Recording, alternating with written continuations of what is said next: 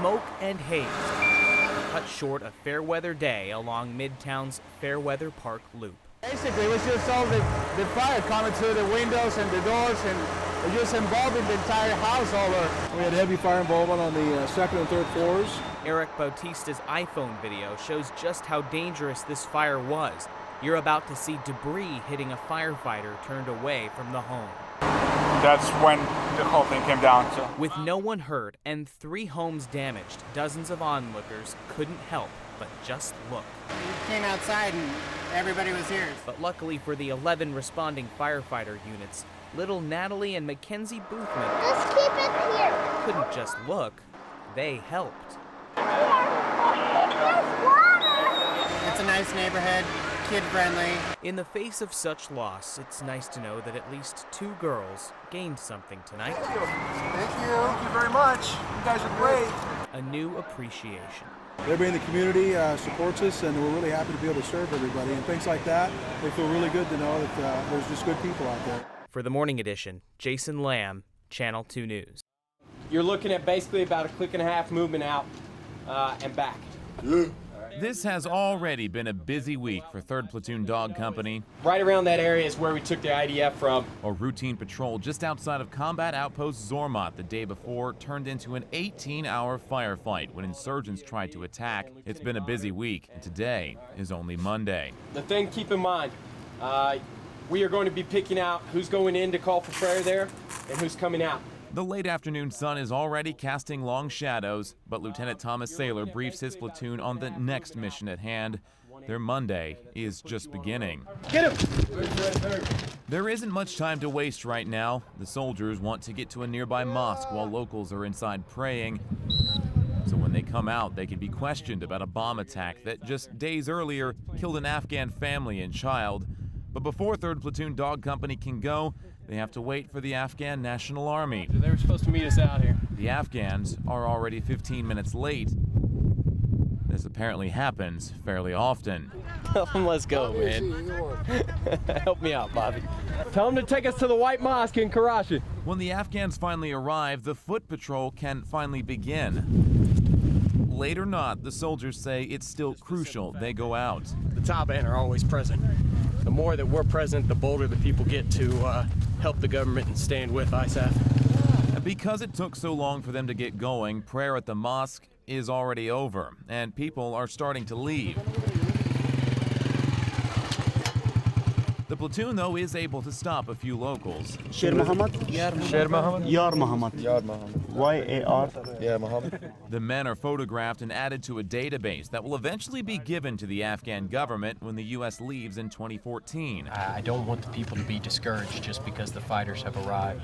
Meanwhile, the platoon leader has the delicate task of trying to get village elders to provide any information about that bomb attack, while also, as best he can, putting fears to rest. I wanted personally to bring these out here for you guys to read. The Taliban had left threatening messages at the mosque saying Americans can't be trusted.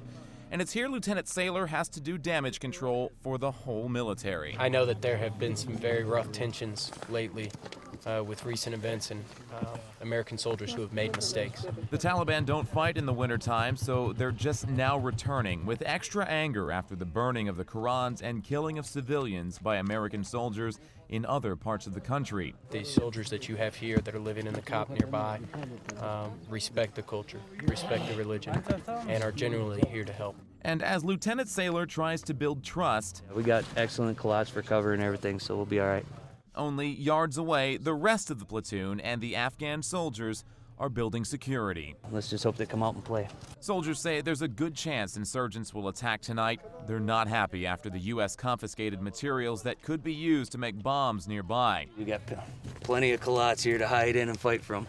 If the Taliban was to fire from anywhere, it would most likely be from the south. So there are a considerable amount of Afghan and U.S. eyes watching this direction. The U.S. soldiers are here as backup and mentors for the Afghan soldiers, and because they know as soon as the sun sets,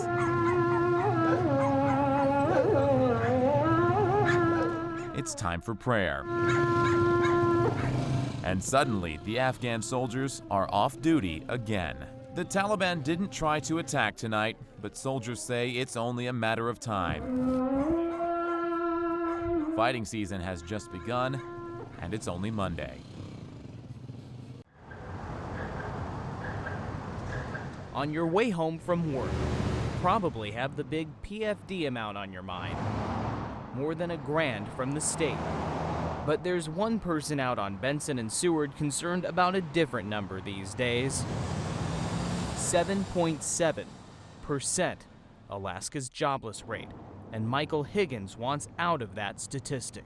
Tooled up and ready to go. The willingness of what he is willing to do to try to get hired. It's a willingness he's putting on display at this intersection for all to see.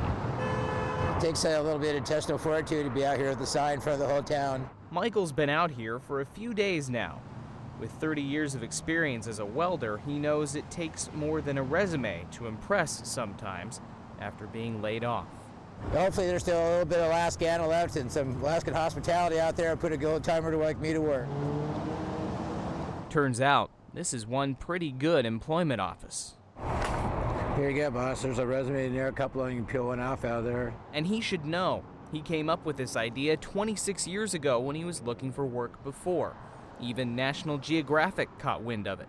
Came out 2.5 years later, it's in a March 1988 issue. He'll admit he's had some run-ins with the law in the past, but he says he's turned his life around, and now he's all ears. You know, I saw something in the paper. One of the colleges need teachers to teach welding to students. Just remember this if you plan on helping Michael. Yeah, I sure have. No handouts. I don't need the money now, I need a job. So as you count down to the day the PFD makes your bank account a little healthier, Michael says take this advice. Make sure you sock some away for a rainy day because you never know when things could happen and the bottom could fall out. He says a permanent fund is nice, but a permanent job would be nicer. I hope everybody makes the most of theirs. Alaska's largest gay pride parade wraps up a week-long celebration of accomplishments and support. Yeah! More than 30 floats lined up downtown, led by motorcycles. And the Grand Marshal, Doug Frank, who says this was the happiest day in his life. But that quickly changed. Moments later. It's a crazy turn to expect a parade and then hear that somebody's hurt. So Anchorage police say 50-year-old James Crump of Anchorage died after he was hit by the 1971 Triumph Stag convertible carrying the Grand Marshal just minutes after the parade started. Crump was a participant holding a banner directly in front of the convertible. Now, obviously, it was not high speed, it was low speed. It was something that, during a parade. Frank tells us he believes the driver, 70-year-old Edith Bailey, accidentally hit the accelerator instead of the brake and kept going, driving over Crump and dragging his body several feet. Everything happened so fast. I was just worried and scared. Paula James says she heard a crunch and then screamed for help. I'm still shocked because I was just standing there and I seen him try to revive him, and my heart just dropped. Police say Crump was declared dead at the scene, but the driver and the Grand Marshal were not injured. I guarantee you that our community will come together even more and celebrate this life that is not with us today. And even though the parade was canceled, those involved say this tragic accident will only make them stronger as a community and a family. Christine Kim, Channel 2 News. No turning back now. Adventurers from around the world arrive at the Talkeetna Airport each spring and summer, knowing that for a few weeks, they'll be at the mercy of something much greater than themselves. It starts with the weather. Conditions have to be just right before any of the air taxis will take off. On this day, pilots get word from high above. Conditions are mostly clear. It's a go. The journey begins. Granite for town, 1 Echo. They cannot yet see their goal, but they know it's there, somewhere behind the clouds. It's a destination most people can only dream of from a distance. North America's tallest peak, To most of the lower 48, it's Mount McKinley. Here, they call it Denali. To say the climb begins at base camp would be misleading. It takes months, if not years, of preparation. And for some, the trek is much more than an escape from the ordinary. I haven't been on a trip quite like this. Alexandra Levin is a 30-year-old Harvard-educated New Yorker who works on Wall Street and knows a thing or two about risk and reward.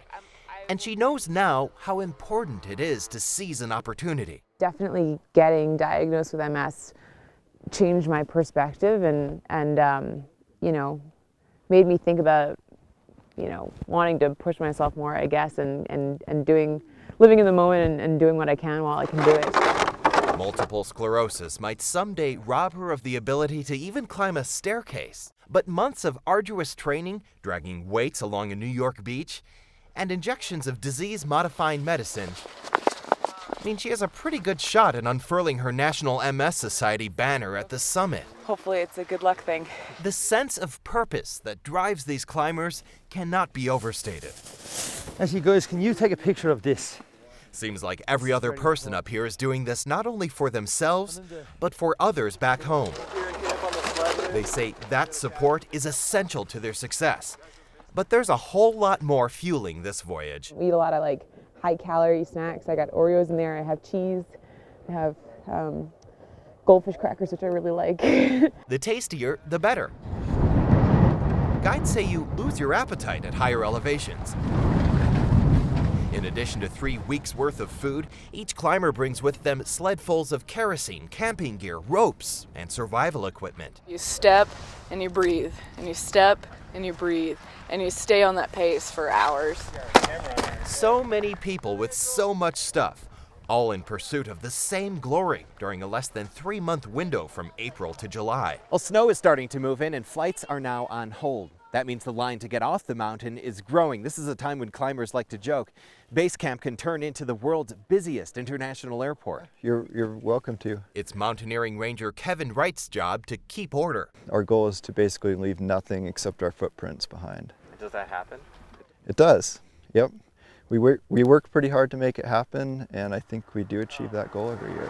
The way we set it up, every climber, by law, must carry a Clean Mountain can, a durable plastic toilet designed specifically for use on Denali. The human waste management is a huge issue for us. 1,000 climbers, each one spending 2 to 3 weeks, all concentrated onto one route, equals quite a bit of waste generated. The rules are meant to preserve this wilderness. So summit is right there.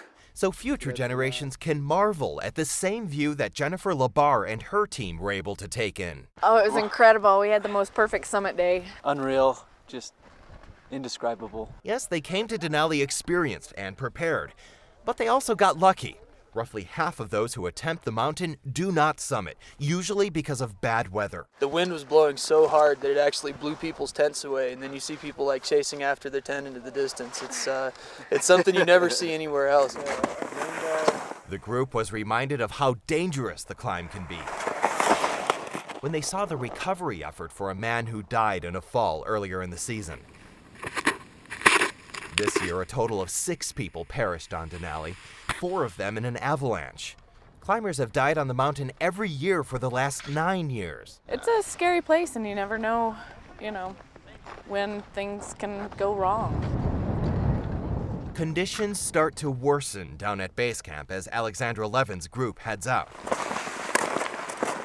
They don't know it yet. Psyched to be here. But their timing is just right.